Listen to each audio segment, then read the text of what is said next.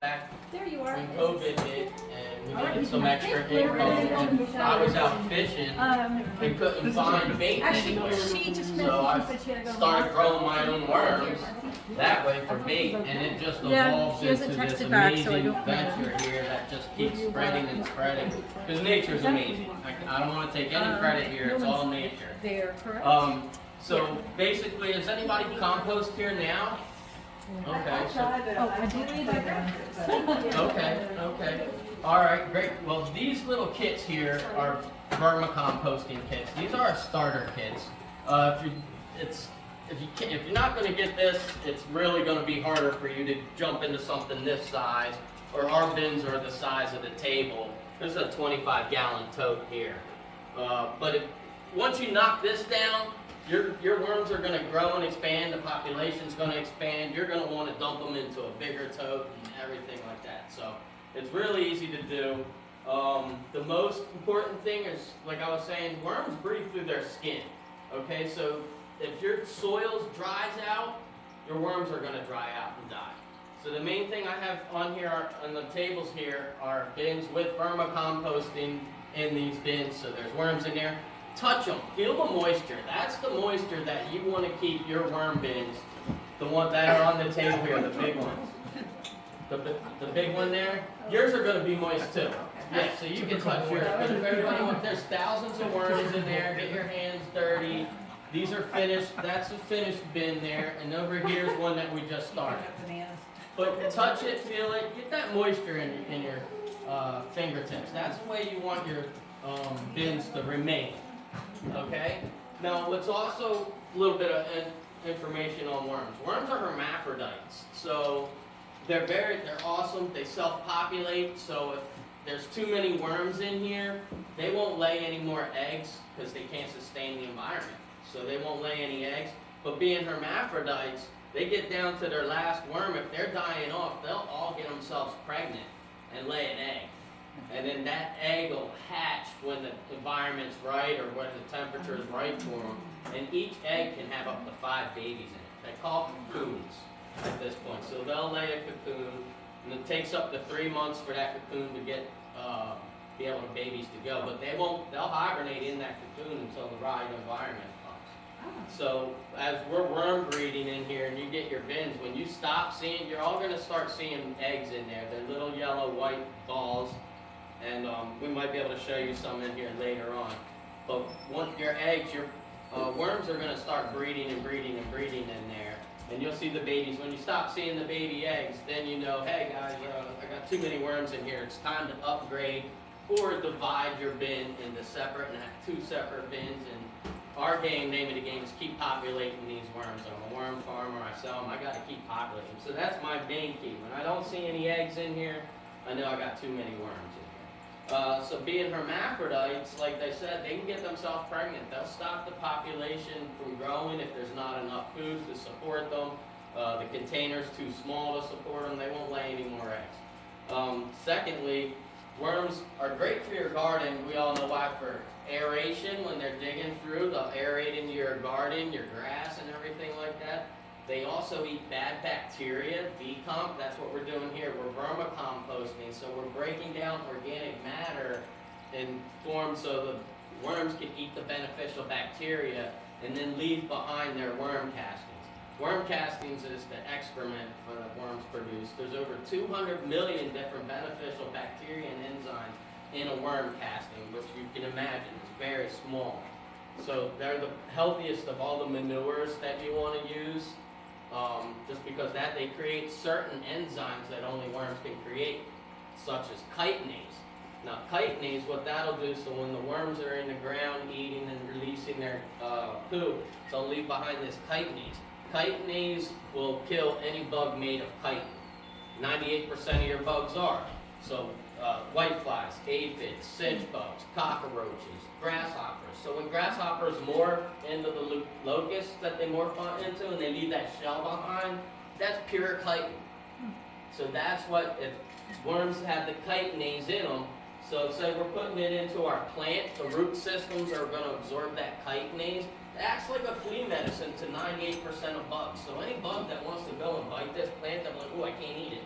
You know, they'll take a nibble, but if they eat it, it'll dissolve the chitin in their body. So it's a natural pesticide. I can't mention that on my ag bags because I'm a licensed fertilizer supplier and producer. So ag made me take all that information off, and I was like, hey, you know, this is nature. I mean, I can't help. He was like, well, are you a pesticide or are you a fertilizer? And I was like, well, I'm a fertilizer company. So, right, but Department of Ag won't allow you to be both. So I had to take chitin, C-H-I-T-I-N. And chitinase is chitin, A-S-E. Okay. Yeah.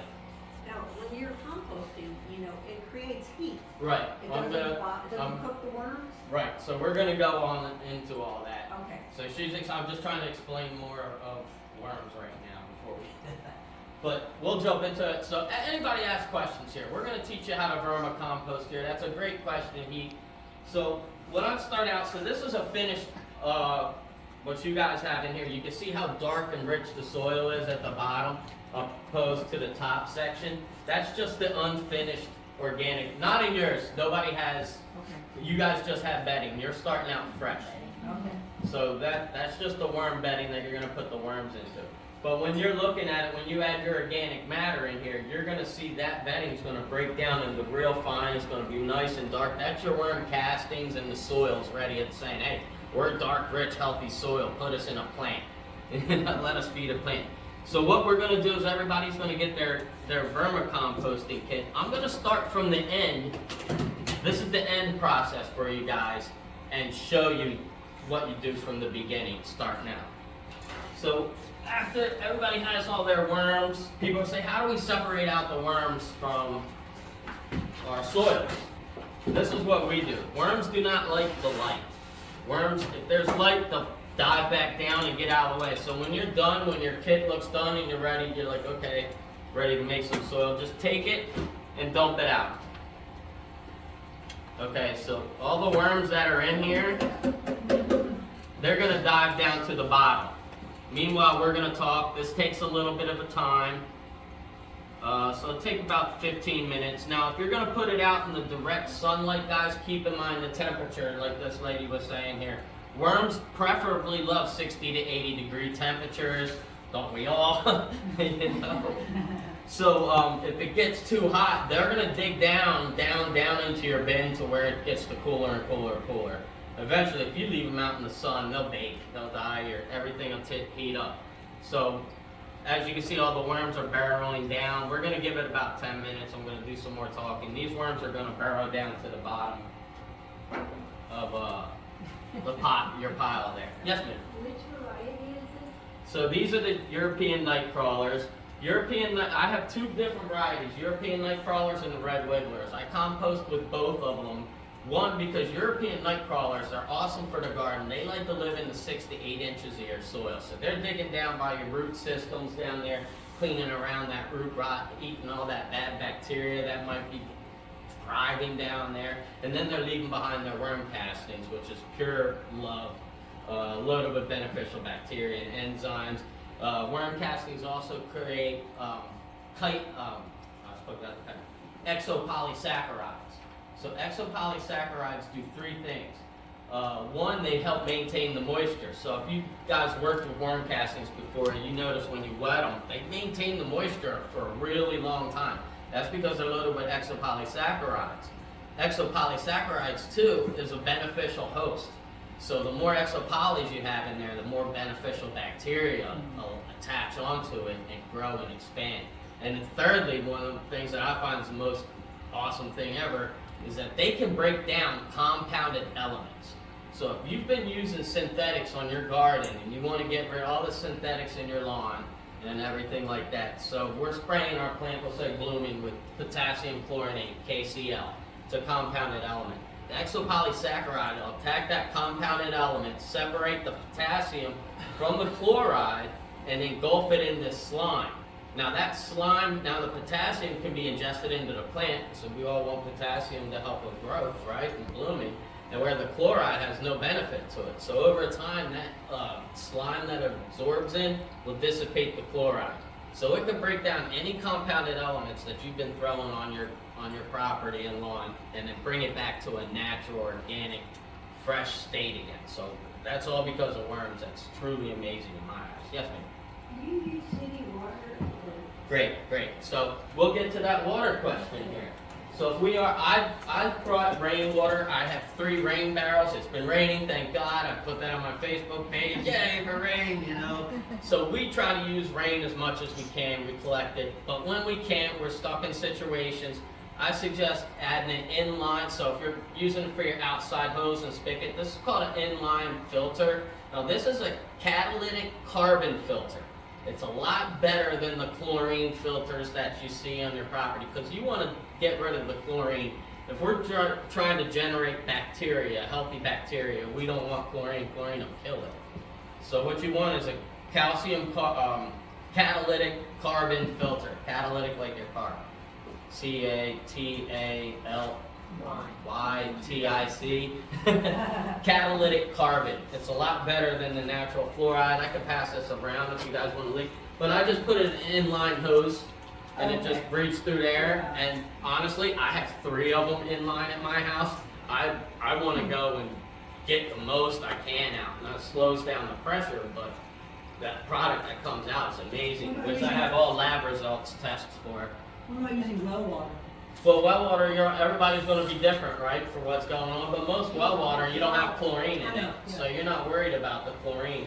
You're just going to have a lot more sulfur in Florida. You're going to have a higher sulfur concentrate, so your ASRs might be a little too much. But then you can add some garden lime to it, neutralize it.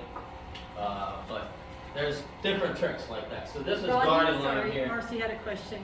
Oh, yeah. What do you do if you live in an apartment that only has chlorinated water? Okay, so you can set your water outside for 48 hours, stir it up, to help the chlorine will dissipate, and don't use it that way.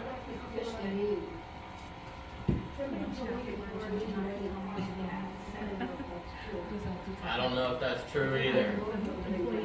Yeah, but we bubble ours off, so I sell to 275 gallon totes of this worm tea. I'll sit that out there and I'll let my bubbler bubble off for 2 days, degas it, get it all out and everything like that, because I can't produce thousands of gallons of rainwater. So I do use filters, degassing methods, let it sit. Nature's amazing, just let it sit for 2 days. The water's going to be fine, I'm sure. You know, most stuff, stir it up, whatever gases are in there. It might not be the complete cure-all, like you're saying, chlorine. I mean, I don't know. Rainwater. Go with rainwater as much as you can. I promote saving the rain. So anyway, moisture's down here. As you can see, my worms are starting to go down. You don't see any worms on the top anymore. So what you're going to do to separate them is you're just going to scrape off a little bit of soil at a time off the top. Okay, so I don't have any worms in that dirt there. Just scrape it. Worms are going to keep digging down. This is a process that'll take you a little while, but just scrape off the top so there's no worms in that dirt. So then it'll take a little while and let that sit down there. So when we go and make any other questions? Well, okay. So what we're setting in here for our worm bedding, we use sap and peat moss as our main component in our worm bedding here. That's what you guys have in your kits here, Safco and peat moss. You can get it at Lowe's. This bag, 3 cubic foot, $20. It'll last you guys forever in those little kits. Our bins, I do 2. One bag does 2 of my bins, so my bins are pretty big. But that's what we use as our bedding in here. So what we're gonna do, we'll start this out. When you're starting your worm beds here, you have the bedding in here. I just add the Safco and peat moss. And you want to break it up loosely, guys. That way oxygen, when we're composting, we need oxygen, right? We need moisture. And then also temperature is a concern when you're composting, but not with vermicomposting. We don't want to create that heat in vermicomposting. Our bins are only 3 inches deep. When you're doing a regular compost bin, they like to say cubic foot, right? 3 by 3 by 3, or it might be 4 by 4 by 4. But you want to generate that heat inside, and that heat breaks down the organics and gets the bacteria going and everything that you want. When you're vermicomposting, we're not creating a heat with vermicomposting. The worms are doing all the breaking down of the materials and eating it, and then we're leaving behind the healthy soils. So when you use the peat moss, make it all light and fluffy, break it up, get it down light and fluffy in here. That's the first thing you add. And then we always go with some cardboard. We use shredded cardboard. We got a giant shredder at our house, 24-page shredder. So this is the cardboard that we get. When you're composting, yes. What's the cardboard for? So when you're composting, they like to keep a 60-40 carbon to nitrogen ratio to create a healthy soil. So 60% carbon, 40% nitrogen. The easiest way to think about that is if it's brown, it's carbon, most likely. There's always rules to the exception, guys, but if it's brown, it's a carbon. And if it's green, you can pretty much count it as a nitrogen. I just mowed my lawn yesterday, so this is going to be my nitrogen, what we're using for our bins here. So you want a healthy 60-40% ratio when you're vermicomposting. Now when you're doing regular big composting bins, you throw it up. The nitrogen is what heats up your bin. So if you want a hotter bin, throw more nitrogen products in there, grass, fruits, vegetables. If it's green, it's going to heat up. Yeah. Oh, everybody okay? Yeah. Maybe we know that's not exactly Okay. Right. Yeah. So we don't use. That's a great point. So if you're using fertilizer. Whatever the question is or statement, could you restate it Yeah. and then answer? Okay. So she asked if you're spraying fertilizers on your lawn. Of course, you don't want to transfer that fertilizer into your worm bin. I agree 100%. I don't even think because I don't spray fertilizers on my lawn. But you do have to think about the chemicals that you're going to add. This is all 100% organic, fresh, chemical free. So think about where your products have come from. I have gone to the, when I first started out many years ago, went to get the free mulch from the county. That was I learned in a quick heartbeat, that was a no-no. A disaster. Yeah. Oh, I lost thousands of worms. I was like, ooh, what's going on? Checked it, sent it to the lab, and they were like, this is loaded with, X, Y, Z. And I'm like, oh man, never again. So everything, this is done in our houses, so we can know, can verify that yes, this is 100% organic. It's on the bag, shredded cardboard. We know that's organic.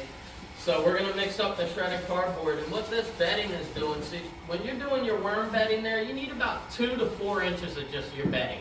The bedding is where your worms are gonna hang out and live when they're not eaten.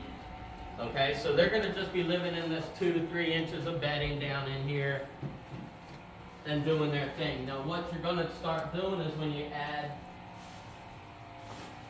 so we got our bedding, it's just cardboard and peat moss here. Now we wanna add the food that the worms are gonna eat. Now they will eat this bedding, they will eat the peat moss, they will eat the cardboard. In fact, when I don't see cardboard in the kits that we gave you, that's my sign, hey, they've eaten through everything, it's time to rotate. There's a bunch of little triggers on there, but when I don't see cardboard in the bins, I know they've pretty much eaten through your food source. So you only need about 2 to 4 inches of bedding here that you lay down. This is strictly vermicomposting. And then you're going to start adding your foods for them. These are all leaves from my backyard. So it's a brown, we're just adding more nitrogen. But they love leaf litter. This is something easy you can find in your backyard.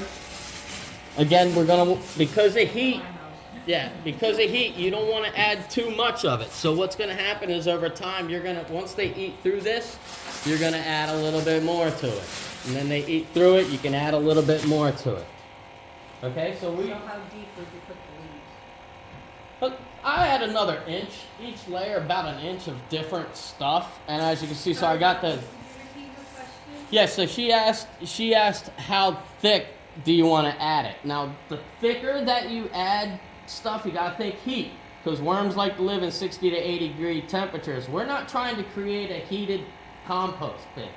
We're trying to create a healthy bin for the worms to do all the work. And I'll tell you what, if these worms can break down our composting bin in 3 months' time. A normal composter, when you're trying to do it outside, could be a year or even longer. And what that problem is because half the year, 3 months of it, you're waiting for the pile to build up enough organic bacteria and enzyme that'll spread through and break through everything else. That's what we're capturing here is beneficial bacteria. That's what helps your plants thrive, trees thrive. Everything lives off of beneficial bacteria. And good bacteria always eats bad bacteria. So no matter what you have going on in your soils that's poor, you add worm castings to it, you add beneficial bacteria to it, whatever it is, it will eat that bad bacteria and turn that unhealthy soil into a healthy soil. Yes, ma'am? What about like spores and Mushroom spores are great. When you see mushrooms at microsia, you know that's awesome for your soil. some molds and things? No, yeah, molds are great. You'll start possibly if you overwater your bins, you might see slime mold grow into these bins. You know, that's fine. My worms come up and eat that slime mold. Yeah, mushrooms, they eat it all. And that just makes your soil healthier. And then you're going to start getting, so I'm going to add my greens here to this. Johnny, how about pine needles? Okay, excellent. So pine needles are a bit acidic. So everything when you're composting, guys, people say you can't eat this, you can't eat that. I've made videos, they say worms don't eat onions. I've made videos where I put an onion in there and worms are all over it. The key is good in moderation. I did a bad thing when I started out, and I'm going to take a little bit of more of these worms away here. I did a little thing when I first started out, and I got a bushel of apples. I cut those apples up, put that whole bushel in my worm bin. It's 6 by 8 feet long. They got drunk. They got, it killed them. They got drunk. They got blisters, protein poisonings, swelled up, and I lost that whole herd. And that's what it's called. When your worms grow up and you get a bunch of them and you start getting thousands of them, that's called a herd. So my whole herd in that bin died off, and that's a lesson learned. They love apples, but they don't want to get drunk off of apples. You know, so you got to think about that when you're composting, when you're feeding your worm bins there. Everything is good in moderation. It's green, he thinks it's to eat. Is he eating the grass? Sonic's trying to eat them. Sample So your, I'm just map. again taking off here. He's I'm stealing just the taking show. time, taking a little bit more off the top here. So Rodney, I'm sorry, Yeah. about pine needles, you went into the acidic, is it, So everything's good in moderation. You can give them pine needles, but it but does don't. have the sweetness in it, so it's the same as an apple, don't you Yeah. don't fill the whole thing with that. Right. Don't fill the whole thing with pine needles, or you're just going to turn acidic on you, and then probably turn it anaerobic. If you have acid problems, so we all have. When you're testing your soils and everything like this is a moisture and a pH reader. So it's just real easy to do. I just stick it in there, and it tells you how moist it is, and it also tells you the pH. My hand, as we all stuck our hands in there, my hand when I'm feeding my worms tells me the moisture. This is more for pH. Now, a lot of people talk, they're like, hey, my worms are escaping. What do I do? Why are my worms escaping? You'll go on Facebook, internet, you'll see videos of worms just flying out. You don't see any worms flying out of my bucket. When you start seeing worms flying out, they're not happy with where they're living. So that's either maybe too dry for them, or most likely you gave them too much fruit that's too acidic. Acidity is a major issue. So if it's too acidic, the solution to it is that I use is garden lime. Calcium carbonate, neutralize that. No matter what you got going on there, sprinkle it in there. It's also an awesome grit for the worms. So when the worms are eating, this calcium carbonate, eggshells is also an awesome thing to help with grit. It just helps with their intestinal tract, pass tube through. So you want to add grit, but in Florida we have sand. Can't really get away from sand around here, so if you don't want to add grit, you'll be all right. But I don't like to have sand in any of my soils. We got enough of it around here, so when I'm producing soils for a customer, I take pride on the fact that I keep all the sand out, and I use garden lime to keep my soil neutral. So we'll just keep taking a little bit more off the top here. So I'm trying to get the recipe. Yeah. So you got 2 to 4 inches of bedding, Yep. then an inch of leaves, and how much nitrogen? And then, so I usually do the 60-40 mixture. So, you know, you can eye it up, maybe another inch or layer. If it gets too hot, take some off, because you'll feel it when you're going in there. Now worms, you gotta pay attention to them because, especially in this Florida heat, guys, we dry up and dissipate. I'm watering my worms every day, sometimes twice a day. One, it's keeping it cooler for them, and then the heat's just drying them up, so they need to maintain moist too. So keep your eye on that. Your kits, don't leave it out. They'll be fine. We like to keep it next to the sink because any food that would come off our plate and we don't want to eat, you're going to put it in your composting bin there. So, leftover, we got banana peels here. We just throw it in the bins there. Now, when you're feeding your worms, they eat anything, in moderation. Don't pile it all up. But you'll want to bury your food. That's going to keep any bugs, fruit flies away from it. So when you go in there, just stick your hands down, put that banana in there, and then just cover it up. That's going to keep the fruit flies away. And yes. How do you guys feel about meat? Meat? Oh, no meat. No meat. This is all organic, natural, fruits and vegetables. No meat. If you put meat in there, then you got E. coli problems, salmonella problems, listeria. You can have all these other diseases in there. Doesn't matter with the worms because their gut can't process E. coli or salmonella. That doesn't affect them. But I'm not a scientist, but if I know I don't want raw meat sitting in my bin, no, fruits, vegetables, anything fruits, vegetables, organic, no meat, and we don't put breads in there either. Just because it gets all soggied up and moldy and then the yeast's out and can ferment, right? So we don't want to cause fermentation to get drunk with your worms drunk. Yes. Question about coffee grounds? So If they're excellent. Organic beans? Yeah, so that's fabulous. Coffee grounds, we get our coffee grounds from Dunkin' Donuts. So if you're getting into it, and coffee shops will love to help you out. They've been giving us our coffee grounds for years. Now, even though they're brown, it's considered a nitrogen. It's considered a green, so it'll heat up. So you don't want to dump a whole pile of coffee grounds in there because that, as you guys all know, you touched in the center of that coffee ground, that'll heat up super fast. We sprinkle it over it. We just get a handful and sprinkle it. So we're not trying to create heat, but the coffee grounds are an excellent source of nitrogen, and they also a great grit for your worms to pass through their system to help keep in a healthy worm system. So worms, guys, live up to 5 years, in case you didn't know. Yeah. So we'll give a little history of their science. So it takes 3 months for a baby worm to a full-grown breeding worm. And once they're a full-grown breeding worm, they're hermaphrodites, but that doesn't mean they get themselves pregnant. They still like to mate, So when they do mate, when you're playing with your worms, if you see 2 worms together, they climb inside one another. So it freaked me out the first time I learned this a couple of years ago. I was like, Lori, what's this? I'm like, it mutated. It did mutate, but it climbs inside the other one and helps impregnate it. So and then they climb back out once it's freaky looking. So when you see that, and there's certain foods that you can feed them that send them into a food orgy. So if you're wanting to breed the worms, there's certain foods that kick their sexual tensions off. Avocados, they love avocados. You're trying to breed your worms, cut an avocado in half, bury it in there, and in 2 or 3 days they'll be all in there doing their thing, laying their eggs. Watermelons, cantaloupe. It's basically the soft, pulpy fruits and vegetables. They love that. That sets them off. And it is called a food orgy. That's what they call it. And but everything else, they eat everything organic. I got a wood chipper, so I'll have to throwing in trees and logs and breaking that compost down. I feed that to the worms here. You can see this. Over here is a bunch of wood that eventually break down.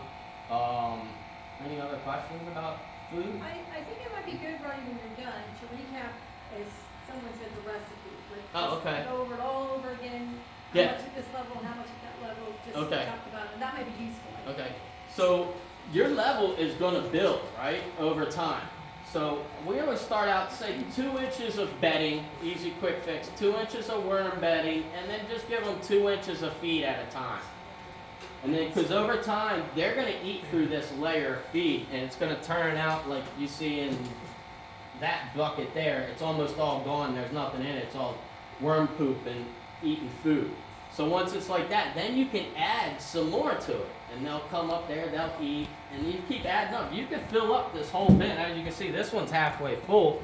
It's because I keep adding more food to it, and then they break it down. The key is you don't want to add too much off the start because that's going to create the heat that they don't want. So just do 2 inches when you're feeding them scraps or whatever. Feed them 2 inches at a time. Let it eat it down. You can see what in this bin over here what food looks like when it's completely all eaten. And then add some more. Go ahead, toss some more leaves in. Toss them because they're going to be living up here now and burying down here. And then they're just going to keep going. You just don't want to fill this whole bin up with 60-40 carbon. It's going to heat all up and kill them. The worms can't live in that temperature. So just take it slow. Once they see it, eat it like your bin's in there. Once they eat that, add more food. Once they eat that, add another food. Add some more, add some more. And that worm bin in there in your composting kit, you'll see it'll get, as you can see, ours was up to almost to the top here because you keep adding food to it and you just don't want to overdo it at first. Everything is great in moderation. Take time. Let the worms work as fast as they can.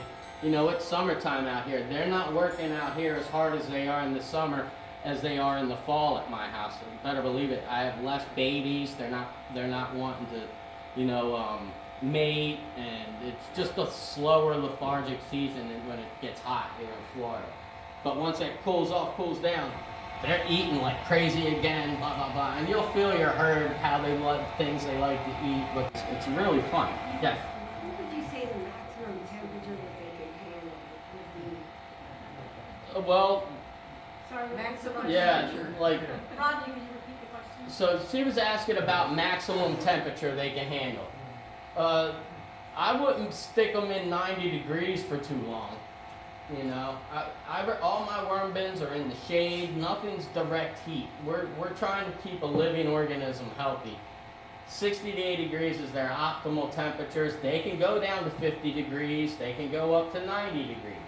But they're going to be lethargic. They're not going to do anything like some of my bait shops. People have asked me, like, your worms are dead. I was like, no, they're not. You take them out of the refrigerator, let them sit in your hand for a minute. And then they're all back to life again. You know, they kind of go into an stasis, lethargic period until eventually, yes, they may die, especially in the heat. You know you can cook them in the heat. Yes, ma'am. You showed us the moisture meter. Yeah. Is there an optimum moisture content for them? And can we, what if we overwater? That's great. So that's what these starter kits here, and you can pick up some of your starter kits. You see the moisture. Can I borrow yours, ma'am? So you can see the moisture beads around here. That's why we love the clear. These are starter kits. You're going to learn all this before you go to that. So if you see moisture beads on there, you know you've got a good moist soil. If this starts drying up, what we do is add ice cubes on the top. Okay? That one is going to moisturize it. You're not going to over moisturize it because if you look down, you see all that water build up on there. That's not good. Your worms are going to be escaping. That's another reason for escaping. But you can look under there and see that. But just keep that regular moisture bead level on there. Ice cubes are great for one because not only does it moisturize your bedding and keep the food breaking down, but it cools it off too here for in the summertime. So what we do in the morning is I'll usually put 3 or 4 ice cubes in it in the morning. And then when I come home at night before I go to bed, I'll give them 3 or 4 more ice cubes. Keeps them cool, keeps them alive. And like I said, the moisture beads on their side are a really good telltale that, hey, this is good. If you stop seeing it, then reach your hand back in there and be like, oh, I could use some more moisture. Put some ice cubes in it. When you get bigger, then you're going to get the hoses and rain barrels. Is this one a little lower in moisture? No, because we just did it. Yeah, so you still have some in there. Everybody's equal, but some people's bins were on the top of the box getting sunlight, which dried them out a little bit more. But yeah, your finger. So Yeah. your big bins, Mhm. do you have them under cover Yes. outside so that Everything it doesn't get is- rainwater? Okay. Yes, ma'am. Everything is completely inside Yeah. sheds. Because it could get full Yeah. of water in a heavy Right. rain. And so Yeah. a lot of people Okay. I've seen on Facebook questions, people come, they're like, my worms are running away. And the first thing I see is when I took my lid off, worms were everywhere. I was like, oh, why are you putting a lid on there? The lid is they like the air, the aeration. So we're composting, we're breaking down organic material. That releases gas, that releases heat.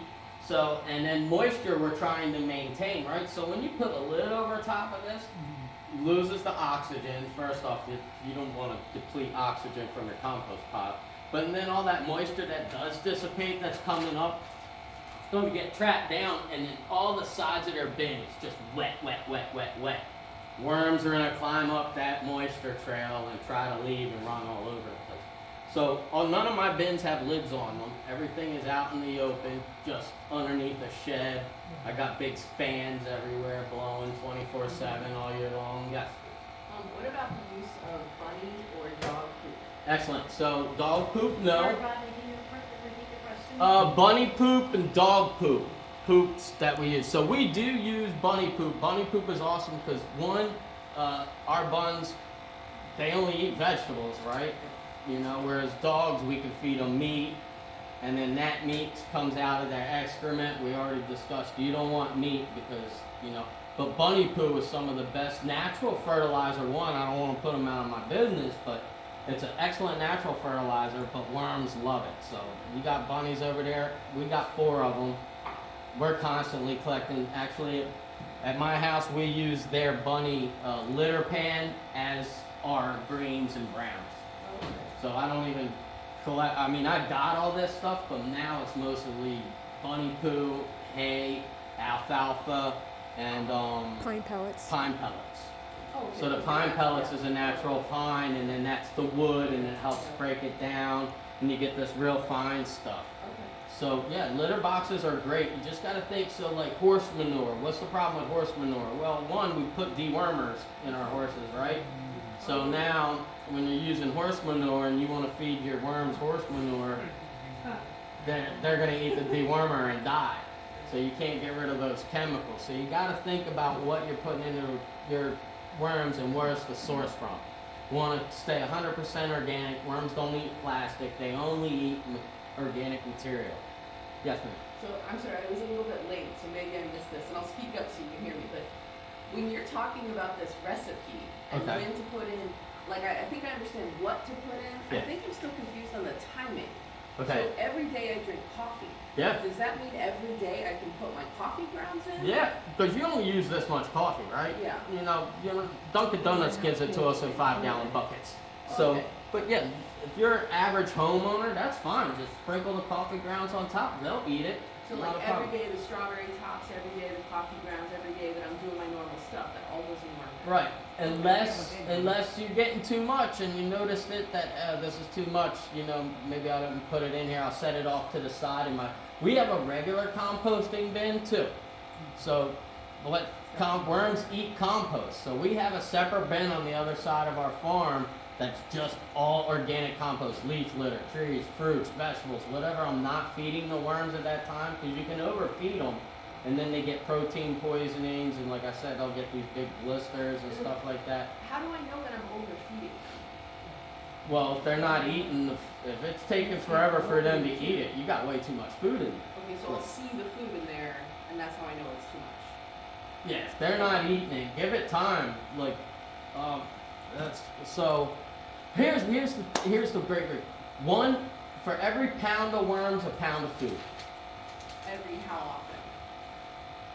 Just keep it that. I would Yeah. just keep an eye on it and keep just an eye watch on it. when you If see it's it not dissipating, eating- then you can add some more. Right. Yeah. So you keep an eye on it, and when you see that they're eating, it's being eaten, you can add some more. You just like you're not gonna fill this up with a pile of fruits and vegetables. I'll tell 'Cause you one, that I we used only to wanna have keep- worms, and I killed them all.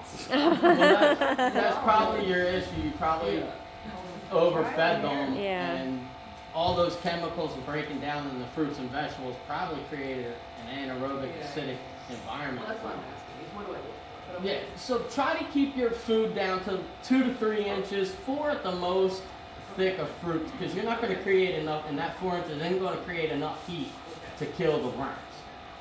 So and then let that break down, and you'll see it'll break down, it'll compost down. Like when I start out here, this bin will be this thick, and then over time, once they eat it, it'll go, ooh. And then you add more food. and then it breaks down. Ooh, now I'm at this level, and then you add more food, and you'll watch the levels go up and down.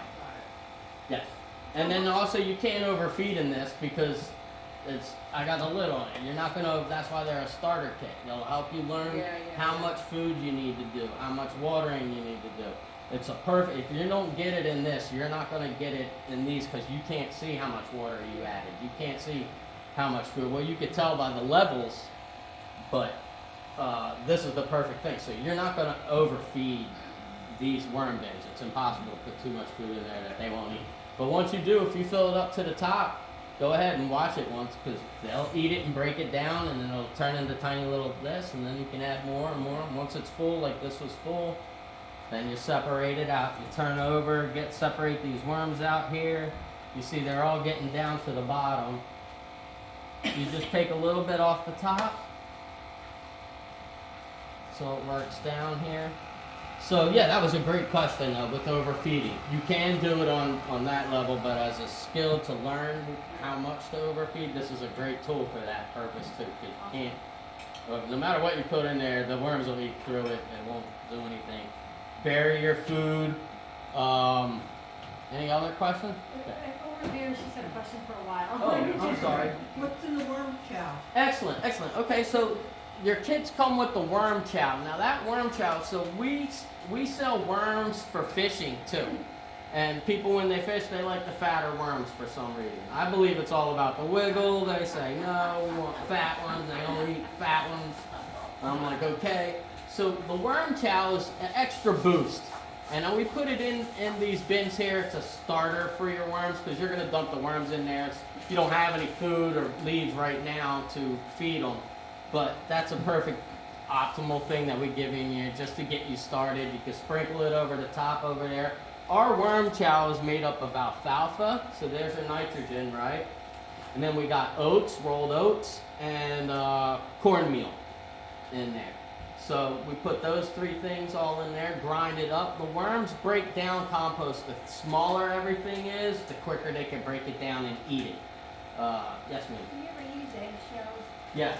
So when we talk about food, the worms helping with their grit, the eggshells is a great source of calcium. We need calcium in our soil, calcium and magnesium.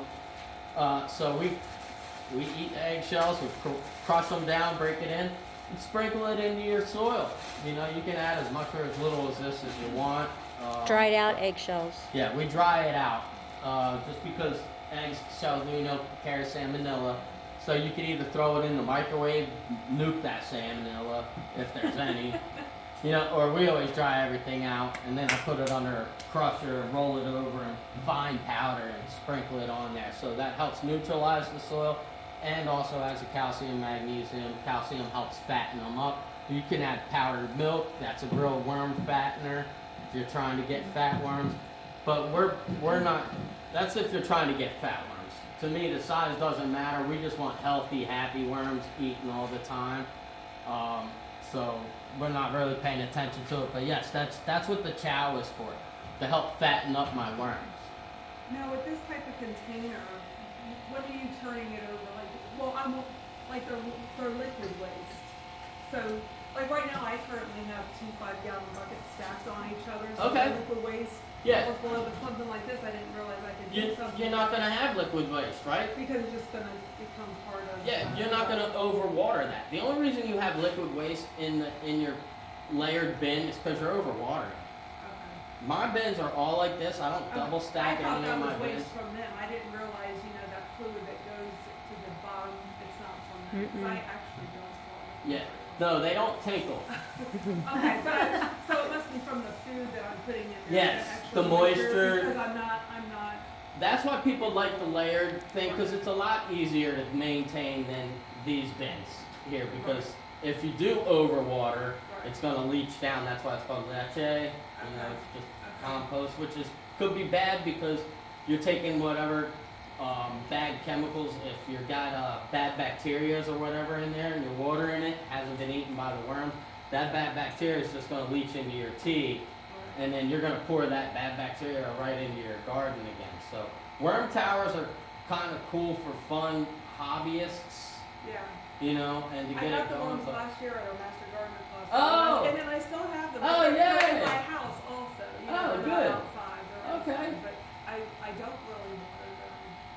You don't water them enough? Well, over time, you don't have to worry about it over time because your bedding's going to get enough moisture in it with the food that you're adding to it.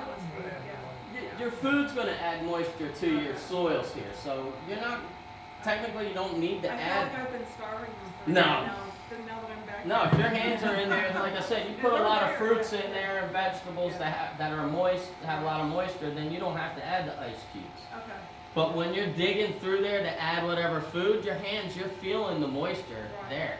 So you're like, oh, okay, this is moist. I don't have to worry about watering it. It's all in the touch, and you can tell because you're going to interact daily with it, really, twice a day. I mean, not twice a day, but every other day. It's great for the kitchen, right? Instead of throwing things away, just throw it in there. And I then- normally collect it in the fridge over the week, all my scraps. And Oh, then I okay. have 3 worm bins and I go around and, So food does break down faster if you freeze it, or okay. frozen food does help break down faster. Yes, ma'am. Okay, so what you just said, interacting every day. What if you travel? How long can your worms go without attention? So You need that's a worm sitter? that's a good.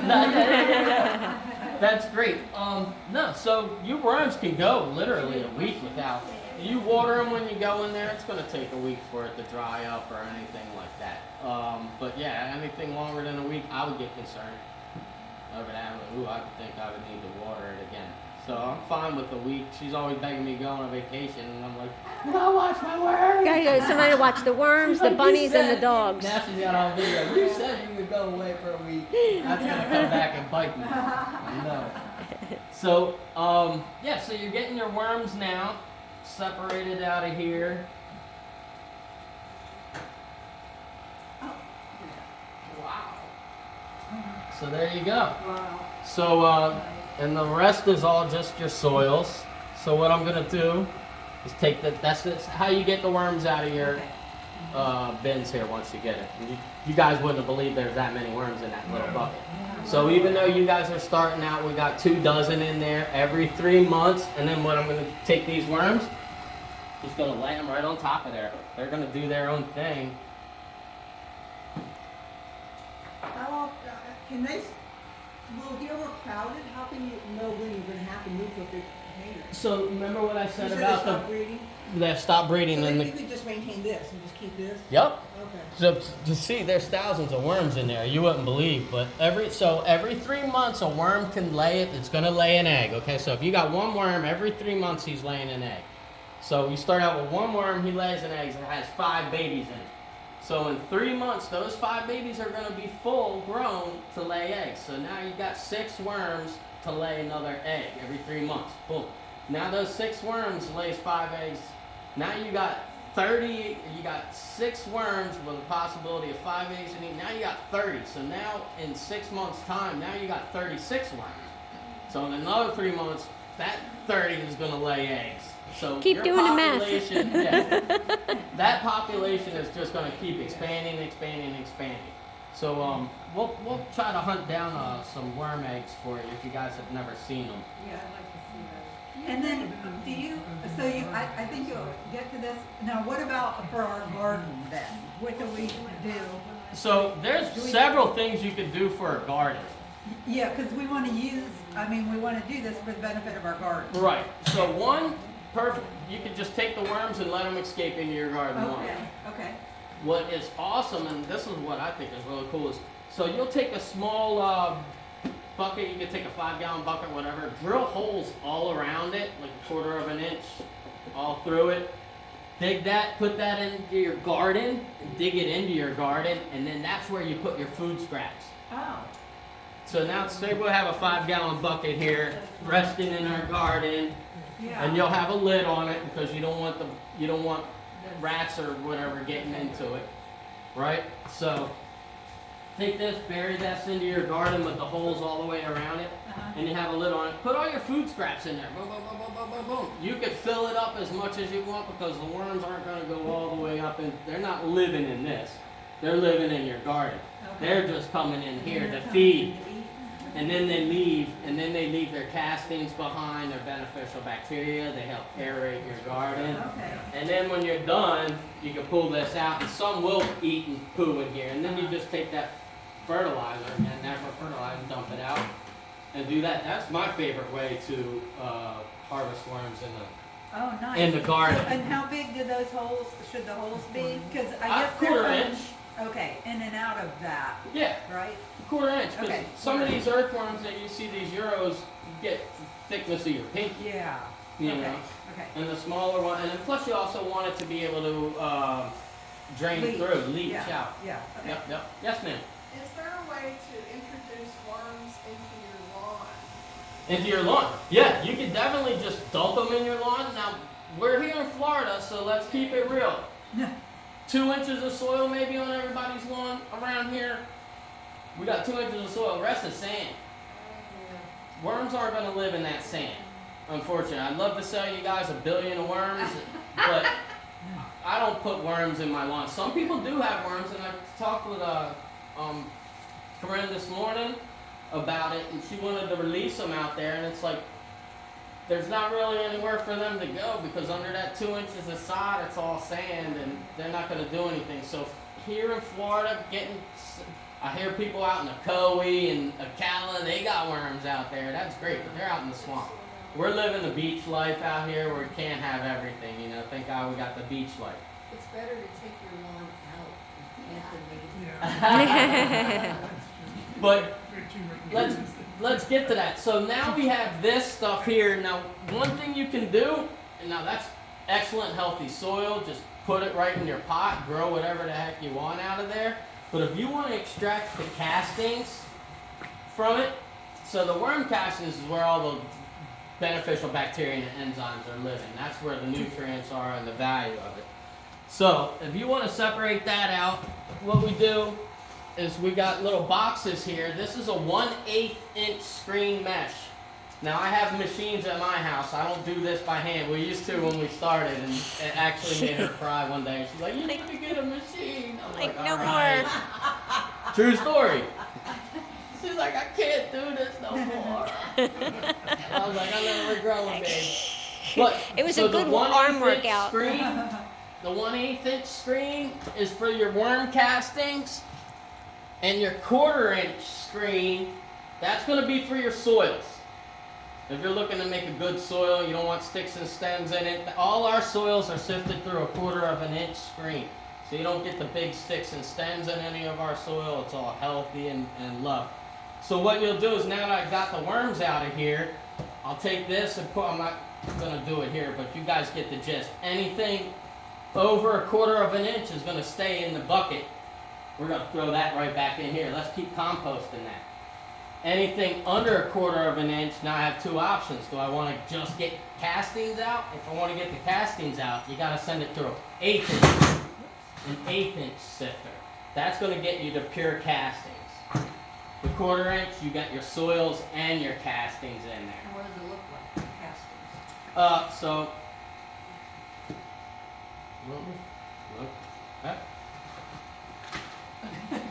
let's see what we do here. You asked. I could have opened up a bag, but what the heck. So you Rodney, just if sift it back and forth like that.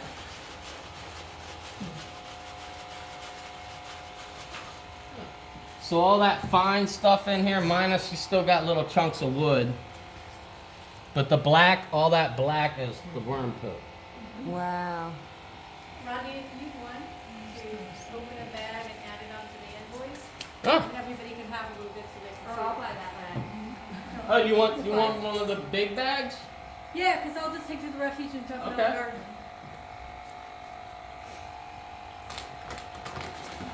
So we got a lot more to teach out here. So now that we got the castings, this is our 25-pound bag. It's 0.75 cubic foot. It's basically 5-gallon bucket. Full. Now this is all natural organic fertilizer, obviously derived from. Want scissors? Somebody open up. Yeah. There's scissors right here. So you can pass that around. That's pure worm castings. Now, obviously, you can't separate out just the worm castings because we're composting. So you'll see this lighter stuff If in you here. have a That's cup just to put it in for them to tree pass around Yeah. instead of the whole bag. That's what I which was is still thinking. small enough to break down. Excellent for your soils. But that's your all natural fertilizer. So when you get your worm castings, the best thing to do, there's several ways to do it. So you can just take this, cover your plant, put about 1 inch around the soil in there, just water it straight in. Boom, all the beneficial bacteria and enzymes are gonna leach out of this and get into your soil.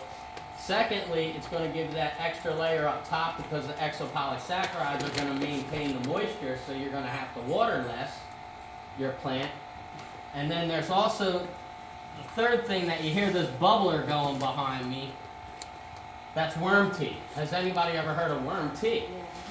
Okay, so with the worm tea, we take, yeah, you can check that out.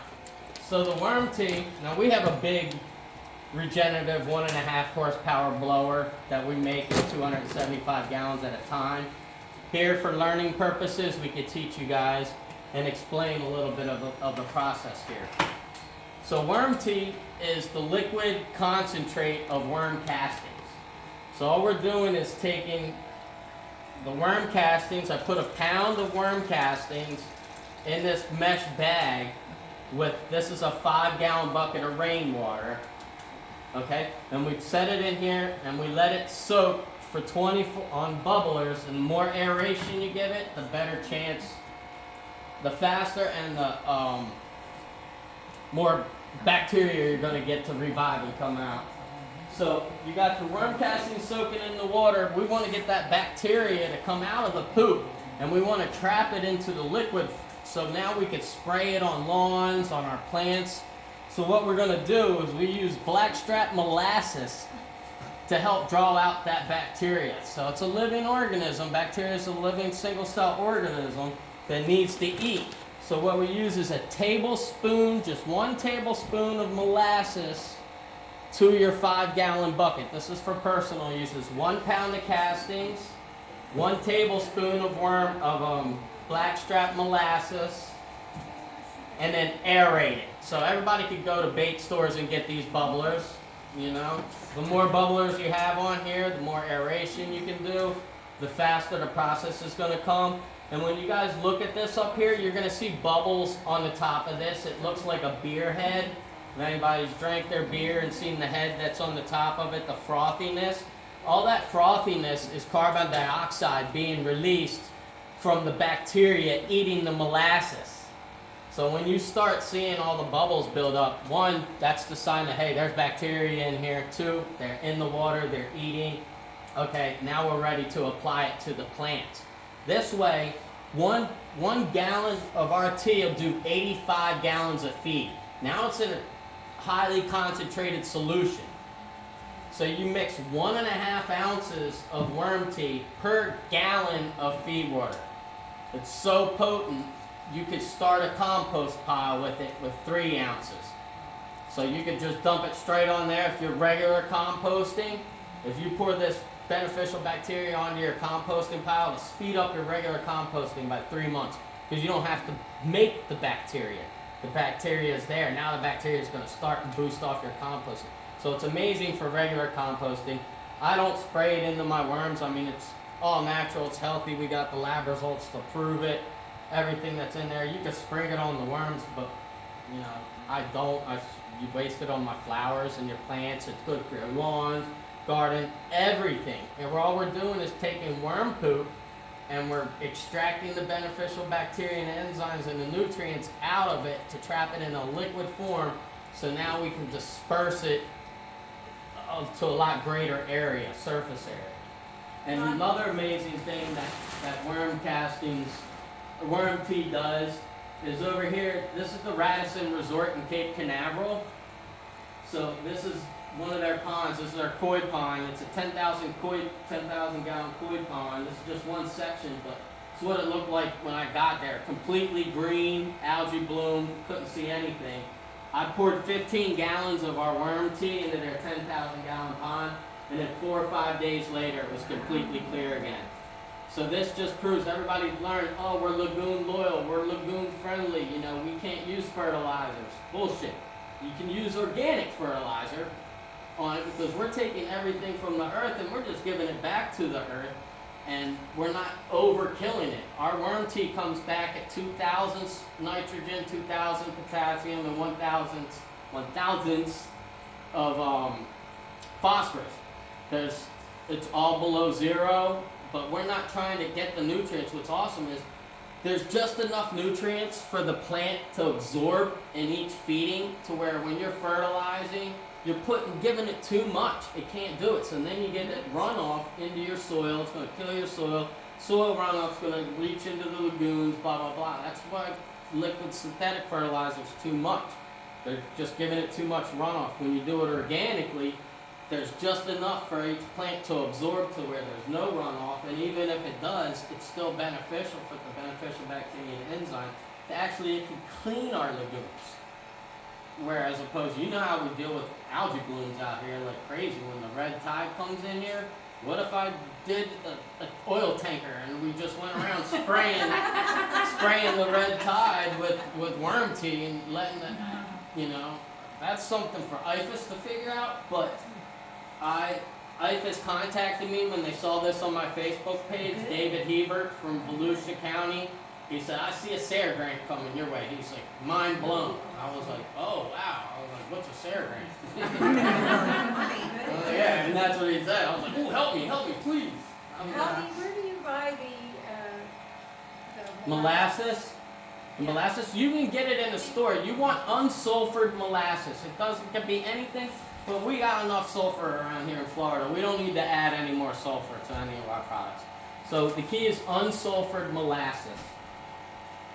And you could feed that to your worms. They love the sugar, So if you're making worm chow and you've got my recipe there, the cornmeal, some of our worm chow, I sprinkle that through. It's like little chocolate chips of molasses for your worms. They love to eat it. So yeah, the worm tea is not only great for your lawns and your gardens and everything else, every plant that it touches, but it's also great for your aquascapes and the lagoon loyal. She has a question, and I Definitely. have a follow-up question on the ponds. The tea, do you distribute it fully like that, or do you is that a concentrate? So this is concentrated when you buy our tea. We sell different things, but in the stores, Rockledge Gardens just started carrying it, so you can get it by the gallon. 1 gallon will do 85 feeds, 85 gallons of feed water.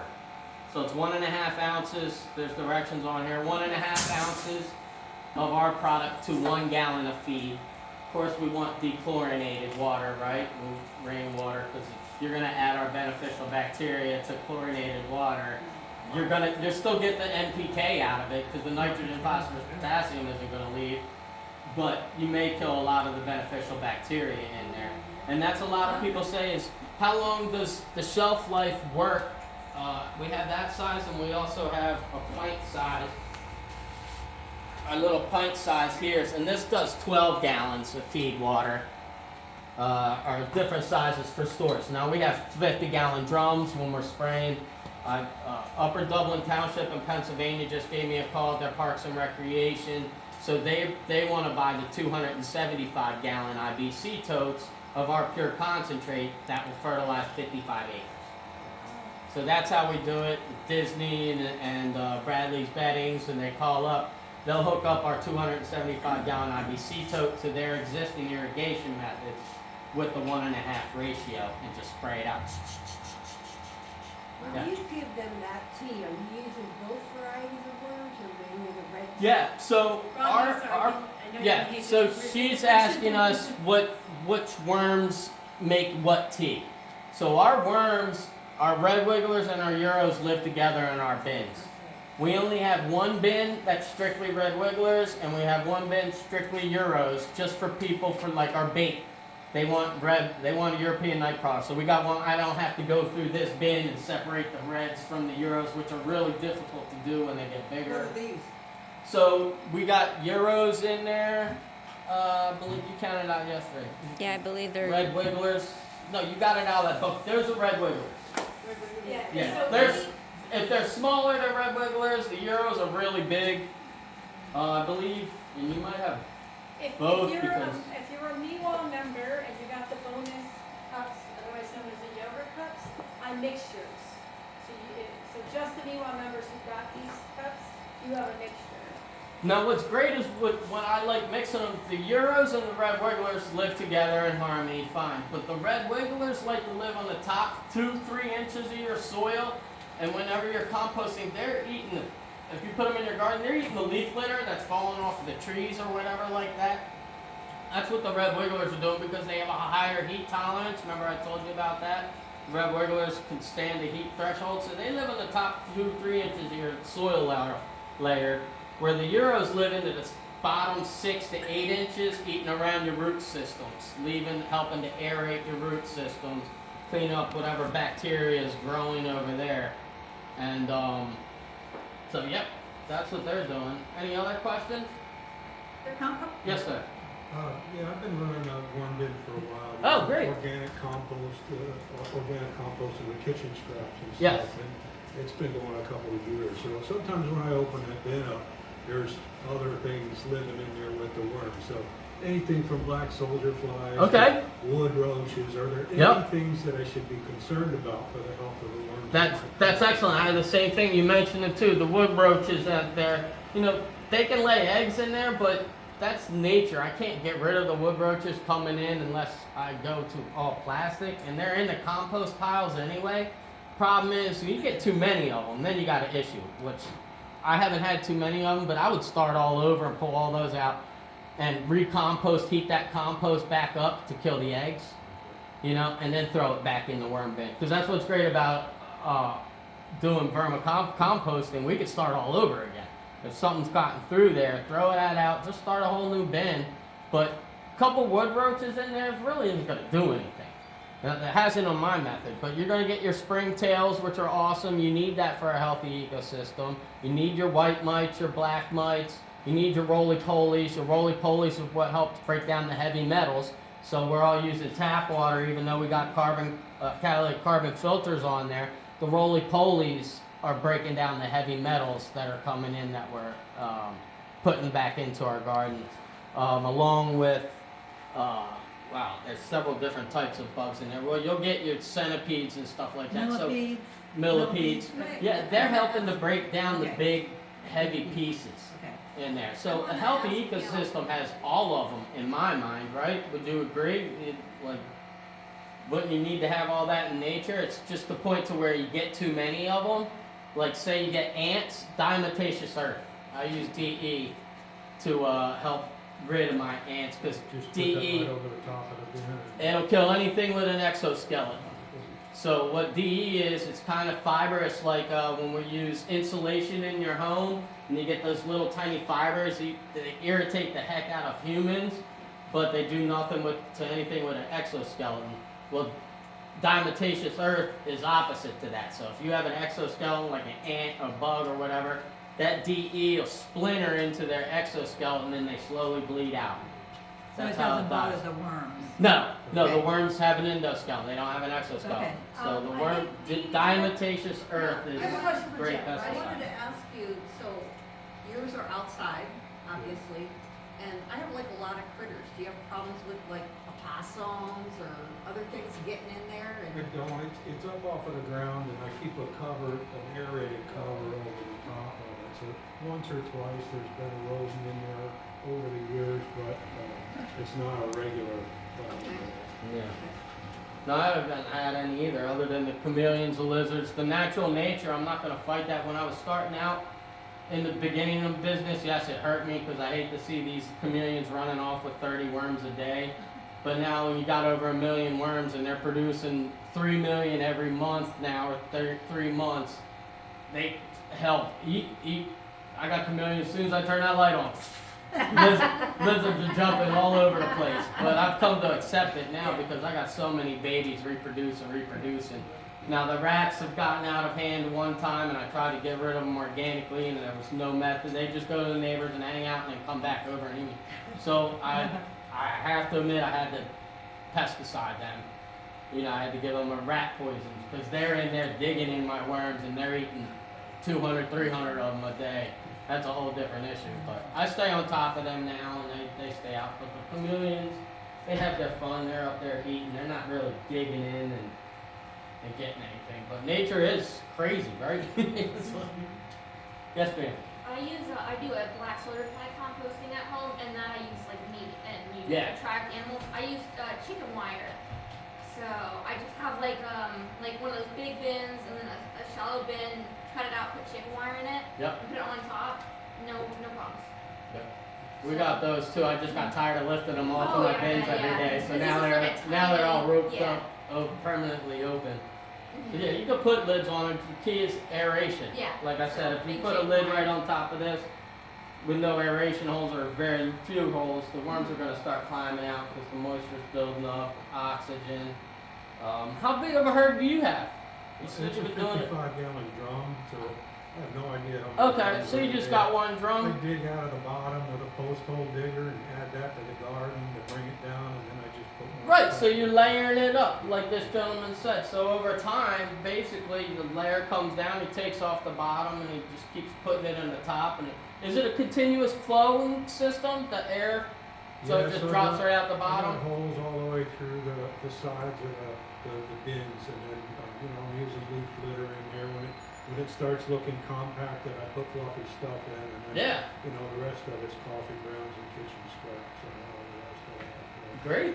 That's Yeah, the excellent. plants love it, Right, it's it's the not- best natural fertilizer you can buy. Like it's Earth. Let Earth take care of Earth, right? Let nature take care of herself, and she's gonna be fine. We're the ones that are in there screwing her up. Overthinking it. Overthinking it, yeah, totally. The fruit tastes better, it's healthier, bigger, stronger. Everything you grow organically is just fabulous. The taste is better. It's amazing. But so yeah, that's the general gist. Anybody else have any questions? Yes, ma'am. Did you say which pH range you? Yeah. So 6, I like to do my 7's perfect, right? So we go down to like 6, 5.5 at the worst. I would get nervous if it went below 5.5. And you can get it up to 8. You want to linger around 7 though. Nobody, if you're not hitting 7 because all the fruits and vegetables you're adding, you can get it down to 5.5. You can get it up to 8 and have no issues. But your main concern is your garden lime here, guys. So our worm chow, I mix this in with my worm chow. So anytime I'm feeding my worm chow, it's naturally getting the calcium carbonate, the ground zone, to neutralize whatever issues you got going on in there anyway. So I really don't worry about acidity too much anymore.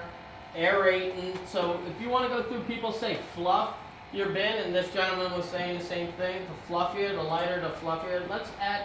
So when I don't really fluff my bins because I'm adding food, I'm digging through them to bury my food and add it up. But if some people just throw food on top and top, it's good to fluff it every now and again. And by that I mean just reach your hand in there, mix that up, let some oxygen get down to the bottom of the bins again, and then just do that. But that's not necessary because the worms, other end of the coin is the worms are aerating as you go anyway. So some people fluff, some people don't. And what was your, when you make your tea, how much did you say for? So for a gallon of home water, like? easy, the Yeah. home easy kit right here, basically 5-gallon bucket of water. You'll put 1 pound of castings in there Uh-huh, and 1 tablespoon of molasses. okay. And then you aerate for at least 24 hours until you see, if you guys get up, you'll see the head on here being built. Once that head's being built up, then you know, okay, the bacteria is active. If you don't get a head, then you might not have good healthy castings. Okay. But I've always had. So it's 1 tablespoon, is that recipe on your website? No. Okay, so 1 tablespoon of molasses, 5-gallon bucket, And 1 pound of worm 1 castings. pound.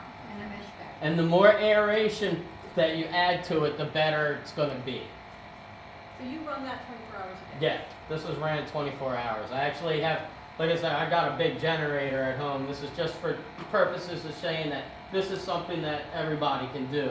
You don't have to buy it commercially. You can make it yourself. I don't really want to say that because, but no, seriously. And then this 5-gallon bucket will do about 500 gallons of feed because each gallon does 85 gallons of feed. So you'll get almost 500, 600 gallons out of a 5-gallon bucket. So for a pond that's about the size of this workshop area, Mm-hmm. to try to do what you've done there, Yeah. how It's many amazing. gallons would you say to put in? Well, that's awesome because so I've had such great feedback with this pond that I posted on Facebook. Actually, tomorrow I'm meeting with this lady Kim. She's in charge of the ponds and stuff at Rockledge Gardens, but she also has a 30,000 gallon pond, 20 by 60 at her house that other pond companies are afraid to touch because she has beautiful plants in it and whatever. And so she saw my thing. So tomorrow I'm going over to track down proper dosage. Before I was making this and I was just dumping it. I don't know like how much or how little you use because I can make as much as I want. I got tons of worm poo. It's not an issue for me. But they want me to track down and try to figure out. So 1 gallon does 7,000 gallons of treatment. That's what I'm going to work out tomorrow with her. Okay. But for now, I just dump it all in until it's healed, and then I'm like, all right, it's healed, because it doesn't do anything badly to it, you know. So I just try to figure out if it's enough. I would like to treat our pond. yeah, And you were mentioning that to me today because I've tried aquatic plants and because the person who was before put too many invasives in, finally got the invasive critters out, but I'm still having occasional algae blooms. issues. Yeah. And I'm not quite sure why, so I've tried some more aquatic plants. I just don't think I have enough aquatic plants, but this seems like this would be a faster track to that. I don't. This lady has plants all over her pond here, and I don't think it's a plant issue. It's where once the algae's a single-celled microorganism. So if it gets into your water, it doesn't matter. The plant's not going to eat that. It's just going to grow. It's kind of like a cancer, right? For water, maybe. I don't know. Does it come in from birds' feet when they go from one place and land, and then now it's in this pond? Now I just transferred the algae from that pond to your pond, even though you had it. I don't know exactly how it starts. Runoff is coming from. Yeah, or a river runoff, or you don't have any clue how that algae bloom's starting, but it's all over Florida, and people aren't enjoying using the chemicals, thank God. You know, so I'm still fresh on this. We've been using it at our house for 2 years now, and I've only got a 1,000-gallon pond at my house, and I put a 5-gallon bucket in it. It's good all year. Oh, wow. So how many But I don't know what the. And you had to redo it. Yeah, once a year. But I'm not saying I'm not. This is something that's totally, like I said, like Dave Ebert said, mind blowing. Boom, you're onto something. And I've done more research. So it turns out algae contains chitin. Remember what we talked about chitinase? So is it the bacteria that's eating the algae, or is it the chitinase dissolving the chitin in the single-celled organism? Or both. But the thing is it's safe for humans, it's safe for pets. I've got all that on lab results I can show you here. So Ronnie, do you have turtles or anything else like that live in your pond? yeah, Okay. yep, everything, frogs, everything's in there. So many We see a lot frogs. of turtles, we have vocational gators when they get big enough. Yeah. Too big, they leave. But why I've been like, what else do I try? Because I don't seem to be able to get, I'm not going into wetlands. I haven't got enough plants to get rid of I'll be your second test case. Yeah. Well, I don't know. If I solve this 30,000 gallon, there's not going to be any more freebies because I know I'm onto something. I'll buy the stuff to make it. I know I'm onto something here, and it's. I just don't know the science behind it. 100% hasn't been tested. That's maybe where the SARE grant comes from. I don't know, but I'm just saying the product works, and there's nothing bad or harmful about it. The fish are fine. They're actually more vibrant after I noticed in our pond once it cleared up.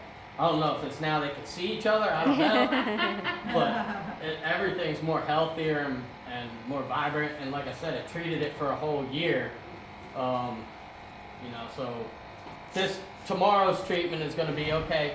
30,000 gallons. We're going to, from what I saw on the internet, they have this company paid $100 for their gallon of treatment, which is synthetic, that does 7,000 gallons of a pond. So if 1 gallon treats 7,000 gallons of pond, why?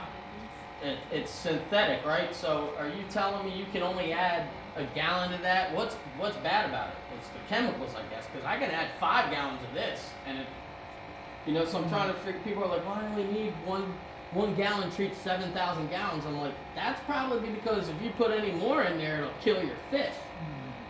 Right? So 5 gallons could treat, it doesn't, that's what I'm battling with people with fishing now. They just can't wrap their head around it. Why is it only 1 gallon treats 7,000 gallons of this? When I need 5 gallons of your stuff.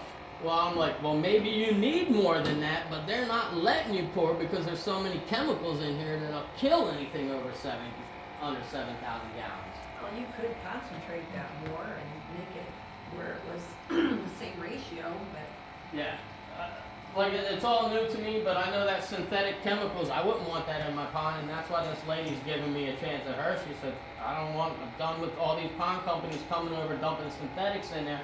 This is her word, dumping synthetics in there, and not giving me the results. She said, now I kept my ponds loaded with chemicals that did nothing for me. And I was like, oh, okay. Well, at least the exopolysaccharides are able to break down compounded elements. Yeah. So let's throw mine in there. I know it won't do any harm, because it treats plants, it treats everything, you know. So she's like, great, come on over, let's do it. And this is going by the last test, but she wanted to know ratios on how much, she wanted to pay it, obviously, but I was like, I don't know how much it's going to take. I was like, let's figure this out. I was like, we're going to figure it out together, and then we'll go into more things like that. But it's all around amazing. We started spraying people's homes now, so I went into business with my cousin. He owns Big Boy Outdoors. He just went and got his application license, so now we're going to be spraying homes with our worm tea. We just met with Lasita Country Club in Titusville yesterday with their HOA. Nancy, did you hear that? Please repeat that, that's where she lives. Oh, you live in Lasita? I do. Oh, okay, so we just met with Courtney yesterday. Do you know her? Yeah. Part of HOA. Yeah. So your fertilizer license, she cut that off. A lot of people don't want their property sprayed with chemicals anymore. So she's not gone. I met with her yesterday. Fingers crossed. We start spraying Lasita with the worm tea as opposed to. I stopped hiring somebody to spray whatever on my lawn like 2 years ago. Yeah. I've been putting worm castings down. Right. And I use mill organic, which is. Okay. Yeah, I know what it which is. a natural fertilizer. Yeah. That's all I use on. Yeah, it's human waste, Yeah, but. I know. It's crazy they made up that, yeah, they marketed it really well. It's human poop. I know. You're mixing worm poop with human poop. That's all right. Yes, ma'am. I'm sorry, I have to go at 11. Are we putting our worms in our? Oh yeah. So you can dump the worms. You can dump the worms in the buckets there and get you through. Just sprinkle that worm chow on the top. All of it? No, you can just sprinkle it on top. You could put all of it on there, but just sprinkle it. You'll see once they eat it all, then you can add more.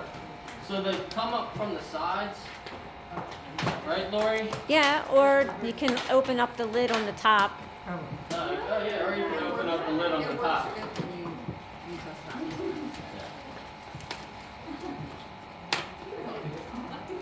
Just make sure when you put the lid back on, it's secure.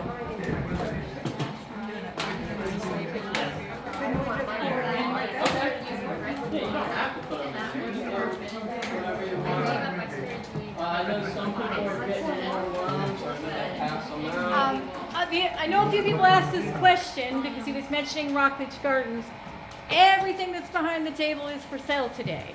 So if you need to buy stuff Highly before you discounted. go, we Don't get a make me special discount take it for home. this group. So anything here is for sale. A little bit, sprinkle a little bit. So you can already see too, all these worms have already died down into the Oh, it's right here. table, Ah, doing yeah. their thing. Thank you. Faster than the worms. Night crawlers. Worm castings. Okay, so everything is right there. The 25-pound bag is $35.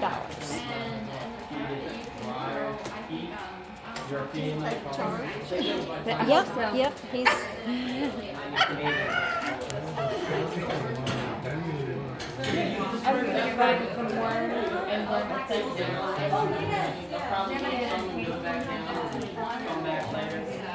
got them by happenstance. I didn't know what they were.